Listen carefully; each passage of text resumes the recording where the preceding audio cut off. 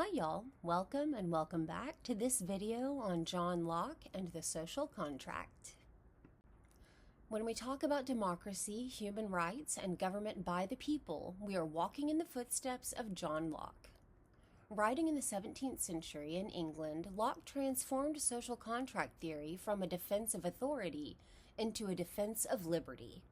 His ideas about freedom, equality, and the consent of the governed shaped the modern world and continue to influence how we think about justice and political legitimacy today. John Locke lived through one of the most turbulent times in English history: the Civil War, the execution of Charles I, the Commonwealth under Cromwell, and finally the Glorious Revolution of 1688. These events deeply affected his political thought.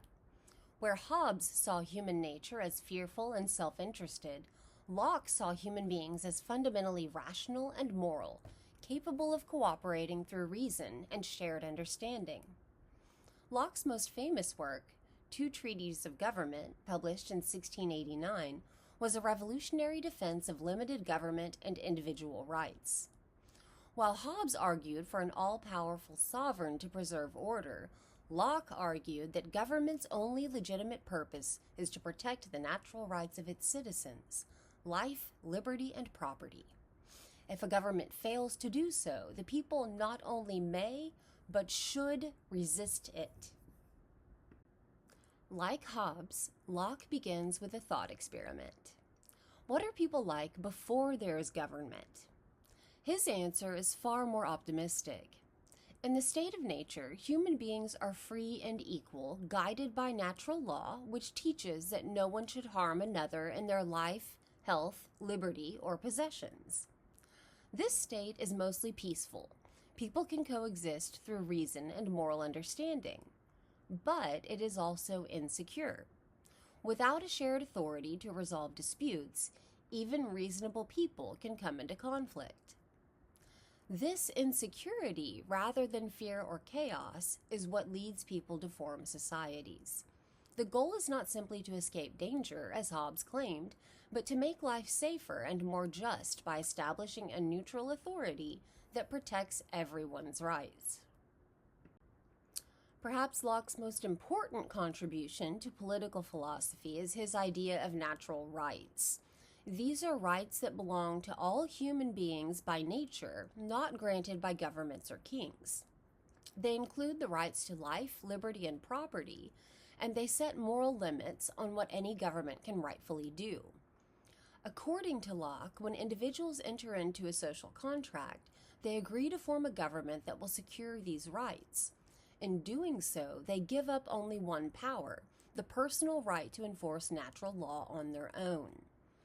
Everything else, their freedom, their equality, and their moral independence, remains intact. For Locke, government is not an all-powerful ruler standing above the people. It is a trust held on behalf of the people. Its power is legitimate only so long as it serves the purpose for which it was created: the protection of natural rights. Locke's vision of political legitimacy rests on a simple but radical idea: consent of the governed. No one is born a subject of another person's power. To be governed legitimately, individuals must agree, directly or tacitly, to the system of laws and institutions that bind them. This principle transformed the way people thought about authority. It replaced the divine right of kings with a human right to freedom. Power, Locke argues, is always a trust, and when rulers break that trust by violating the rights of their citizens, the people have a right of revolution. This was an astonishing claim in Locke's time, and it inspired revolutionary movements around the world. Thomas Jefferson and other American founders drew directly from Locke's writings when declaring independence from Britain, echoing his belief that governments derive their just powers from the consent of the governed. Locke's theory of property is one of the most influential and debated parts of his philosophy. He begins with the idea of self-ownership. Every person owns their own body and labor. When someone mixes their labor with something in the natural world, for example, by cultivating land or crafting materials, they make it their property. This argument links property to effort and moral responsibility. Yet, Locke also sets limits. People should only take what they can use and must leave enough and as good for others. Later thinkers, including Marx and Rawls, would challenge Locke's view for justifying inequality and colonial expansion, but his idea that labor creates value remains central to modern economics and law. For Locke, true freedom is not doing whatever one wants. It's living under laws made by consent for the common good.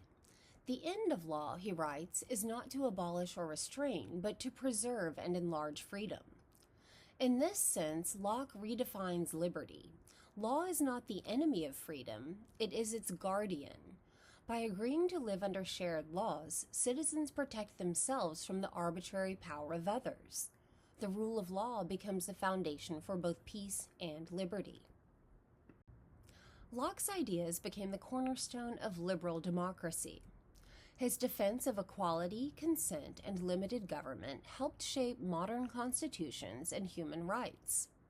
His thought bridges Hobbes' concern for order with the Enlightenment's belief in reason and progress. At the same time, Locke's optimism about human nature and his emphasis on property have drawn criticism. Some argue that his theory ignores systemic inequality, or that his idea of consent is more theoretical than real. Yet Locke's fundamental insight, that government exists for the people, not above them, remains a defining principle of modern political thought. Locke's vision continues to guide debates about freedom, rights, and government responsibility. Questions about surveillance, privacy, economic inequality, and political legitimacy all trace back to Lockean ideas of the social contract.